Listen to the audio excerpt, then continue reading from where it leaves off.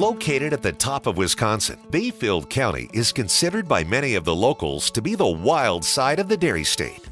This is a place of majestic beauty, with national treasures that include the Apostle Islands, the natural wonders of its sea caves, and rugged sandstone cliffs that frame the clear waters of Lake Superior. This is Bayfield County Wild. Thank you for joining us. I'm Nancy Christopher, along with my co-host, Mary Motiff, Director of Bayfield County Tourism. Hi, Mary. Hi, Nancy. Happy November. Well, to you too. I know you've mentioned this before, Mary, but Bayfield County is the second largest county in Wisconsin. What I didn't know, and this stat is pretty wild, is half of that land in Bayfield County is in public ownership. What does that mean for visitors, and residents for that matter? Well, what it means is we have a lot of places to stretch out and enjoy and really feel not crowded. Yeah. There are so many amazing places to explore. You can be here for a decade and not have been everywhere in the county because, you tend to find your favorite spots, of course, but there's just so many places to explore. So what are some of the best ways to enjoy and explore these public lands?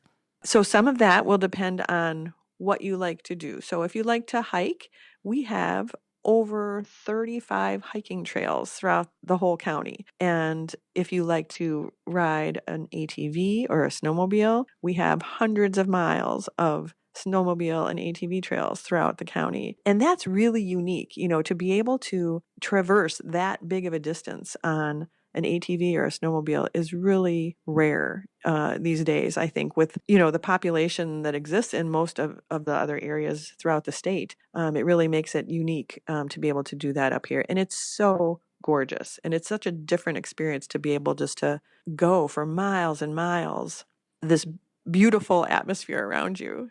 I can just imagine. Are there any do's and don'ts to being on public land? It's just really common sense and basic courtesy, I think, that is what you need to keep in mind. Of course, there are some very specific rules when it comes to motorized vehicles, but basically, when you're out on the trails that are like a developed trail, it's always best to just stay on the trail. Part of being out in nature is preserving nature and making sure that, you don't encourage erosion and things like that, especially in more delicate areas like Houghton Falls, where there's a lot of tree roots exposed just because of the topography. So just using common sense and being courteous are things that are good to keep in mind. And it's a safety issue, too, I can imagine. If you go off trail, you can't guarantee safety either. That's right. In some instances, that is true in more places than in others.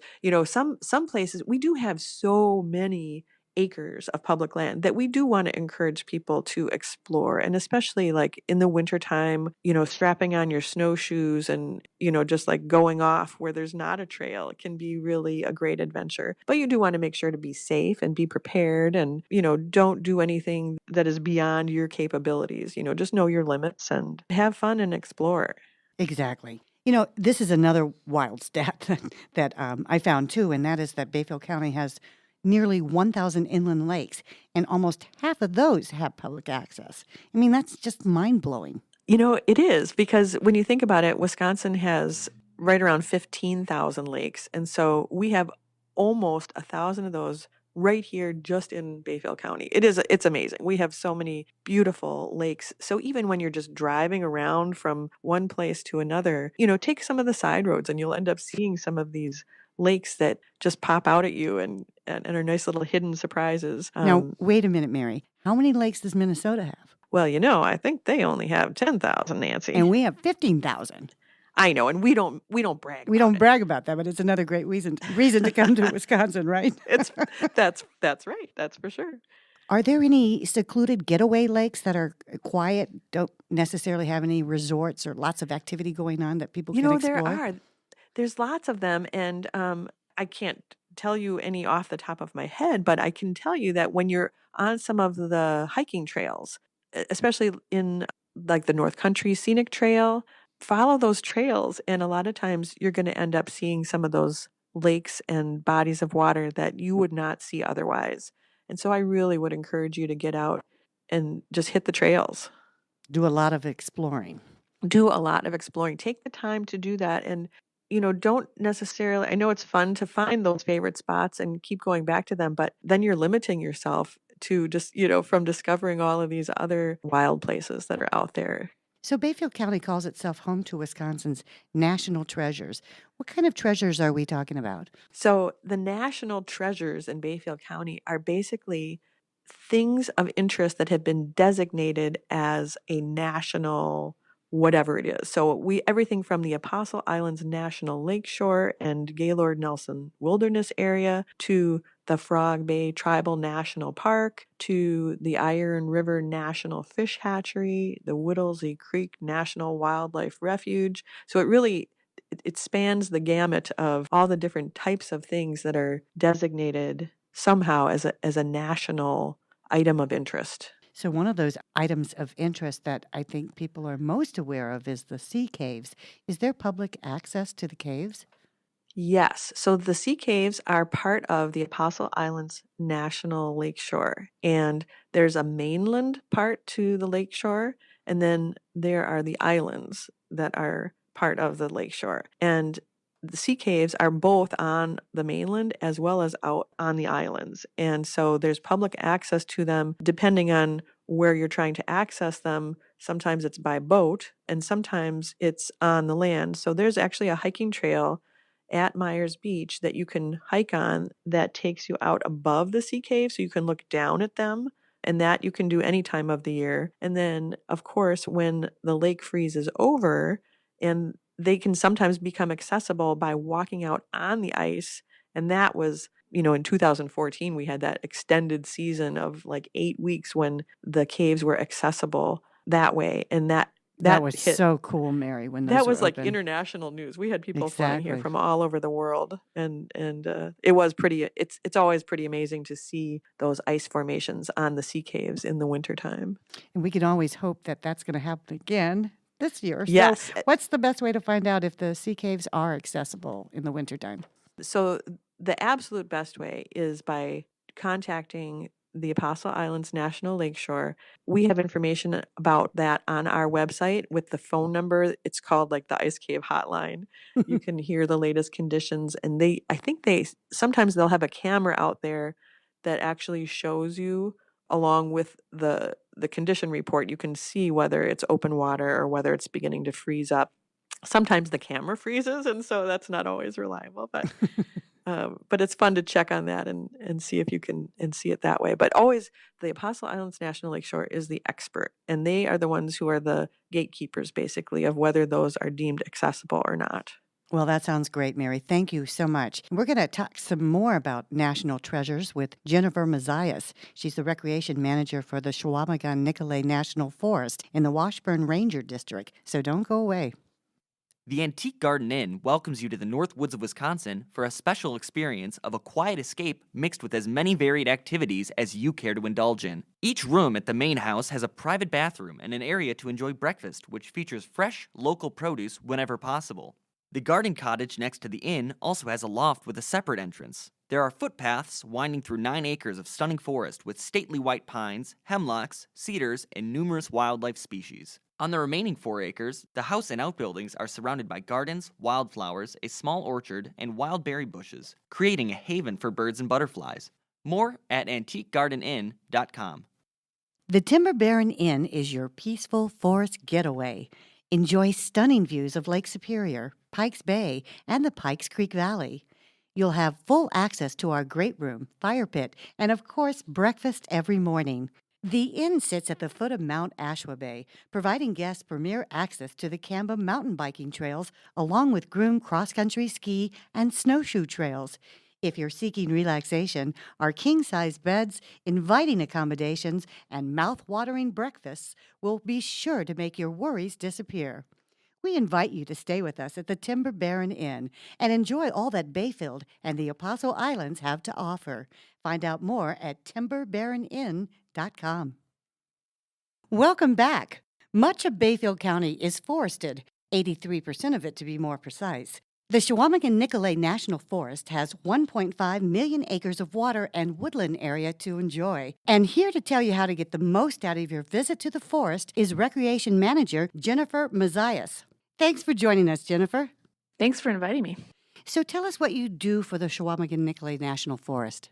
I am the Recreation Program Manager for the Washburn Ranger District, and that's the northernmost district on the Chequamegon-Nicolet National Forest. So we're kind of sectioned into different ranger districts, and this particular one is the one up in Bayfield County. So I was talking to Mary about national treasures up in Bayfield County. What makes this forest a national treasure? Well, I might be a little biased because I've worked on this particular forest for 20 years, but really, from my perspective, it's a treasure just like it is with all national forests. It's the people's land. It's for the public. Our motto is caring for the land and serving the people. So we manage the national forest for conservation, recreation. As you talked about earlier, there's 1.5 million acres. So you can find a little bit of everything on the Chequamegon-Nicolet. So Yeah, that's a big forest. it is, and in our fast-paced world that we live in, just to have a place that you can go to for solitude, unplugging, and really just, connecting back to nature. So, Jen, what are some of the ways you can enjoy the forest? The National Forest, we manage for multiple uses. So like I said earlier, you can find a little bit of everything. We have miles of motorized trail, hiking trails, biking trails. We have horse trails. You can find solitude, hike to waterfalls. And what's really, unique about the forest too is you can visit a lot of different ecosystems. We have those sugar maple stands that are beautiful in the fall. And the Muckwa Pine Barrens is a really unique ecosystem where it has some of the best blueberry picking in the summer. So there's lots of ways to enjoy the National Forest. And a lot of folks come, obviously to camp in the National Forest. And even within our campgrounds, we have smaller campgrounds that have like 15 sites that are pretty remote and what I call a little bit more rustic. We have a couple larger campgrounds. We have one down by Drummond, Wisconsin, named the Two Lakes Campground that has 100 sites. The hosts sell firewood and rent boats. And so there's a little bit of experience for everybody. You mentioned that Muckwa ecosystem. That's pretty rare, correct? Yeah, the Muckwa Pine Barrens is a really unique ecosystem and it sustains by fire. And so over time, we've had less and less of that. And so they say it's an imperiled ecosystem,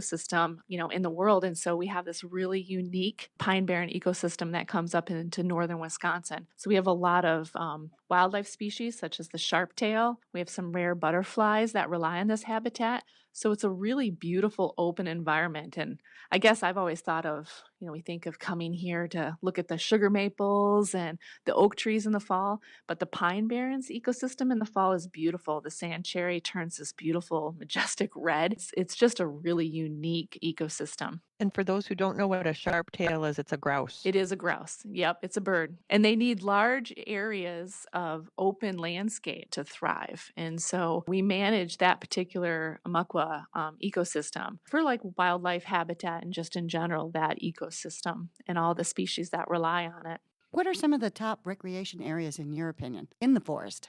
Boy, that's a tough one. There's countless ones because once again, it kind of depends on your experience. And so lately I've been talking to a lot of folks who, their families love to go ATVing and we have beautiful ATV trails. And right now that is a beautiful way to see the National Forest in the fall. We also have beautiful cross-country ski trails. So the Valhalla Recreation Area, it's kind of our signature site, I would say, here on the Washburn Ranger District. And we have cross-country skiing there, so groomed trails. But now that mountain biking and fat biking has become really popular in the North Woods up here. And so we're working with some partners and we're grooming a piece of that cross-country ski trail for fat biking. I would say Long Lake also. It's a small recreation area just outside of Washburn, Wisconsin. Beautiful little lake. It has swimming. And this year, I saw more use out there. I think maybe because our big lake was cold and with all the storms was a little bit muddier than normal. It's warmer. Yeah, right. And lots of warmer and lots of paddle sports. I've been out there a couple times where that lake has had paddle boards and kayaks, and it's a really safe place for kids to learn how to, start using some of those paddle boats and stuff like that. So, And there's a nice trail that goes around the lake just to go on a hike, or sometimes I'll take my dogs for a walk out there, except the last time I did that, the dog jumped off of the boardwalk into the water. Yeah, it gets a lot of use for, definitely people walking their dogs and even in the winter, if there's one place that right after we get a snowfall, if you want to go for a short little snowshoe or actually even using your boots, you always know that that place will be packed down because everyone loves to go to Long Lake to walk that little loop. Jennifer, since this is a national forest, can you hunt and fish there? Yeah, hunting and fishing is, as you can imagine, is very popular. Right now, we're getting ready for the hunting season. And so, yeah, you can hunt and fish on the national forest. You just basically follow the same rules as you do for the Wisconsin Department of Natural Resources. So you get your same licensing that you do through the Wisconsin DNR. We do have some specific rules for the national forest, like, for example, with hunting coming up. We ask that folks stay 150 yards from any developed campgrounds or recreation sites or trails or buildings. But I would say the rules are very similar to hunting all through Wisconsin. You mentioned a lot of the special features of the Chequamegon-Nicolet National Forest. What is the Managed Forest Law Program? Well, I'm glad you asked me that because this is where I think the public, and I don't blame anybody for any of this, it gets a little confusing. So we have the national forests, we have national parks, we have the Wisconsin DNR land, we have county land. So the Managed Forest Law Program is actually a program for private land through the Wisconsin DNR. And so you can register your land, and I think there's some different tax benefits and different things that go with that. And so you'd have to talk directly. But I think that's where it gets a little confusing for everyone is there's lots of great land up in the North Woods, and kind of knowing what land you're on is really important. And you can always come into any of the offices to ask for help. And so we have stations. We have the Washburn Ranger District station in Washburn, and there's also a DNR station down in Ashland. The Great Lakes Visitor Center in Ashland is a great resource too, because I know that it does get confusing for everyone of what these different rules are and what these different programs are and all the different public lands that we have. And are there fees to get into the forest? Yes, for sure there are some fees in some places, but I first want to say that there's actually not in a lot of places. So you can come into the national forest, you can drive, you can walk through the woods. There's all sorts of places that you can go that are accessible with no fees. But there are some areas that we do have fees, and they're very well marked. You'll see a big sign that says this is a fee area.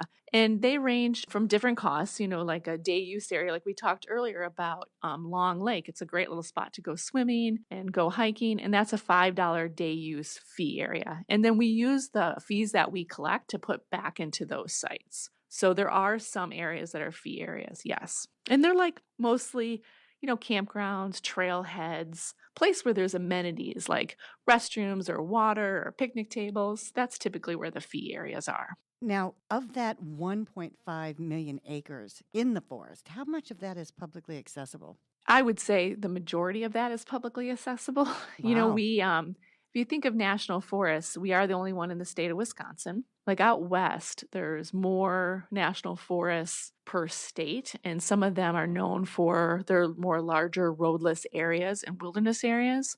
I would say that the Chequamegon-Nicolet is roaded. We do have the wilderness experiences, but they're a little bit smaller, but most of it's very accessible. And I think the big thing about the national forest is, like I talked about earlier, is just kind of knowing where you're at. We have a vehicle use map that you can get online on our website or stop in at any office.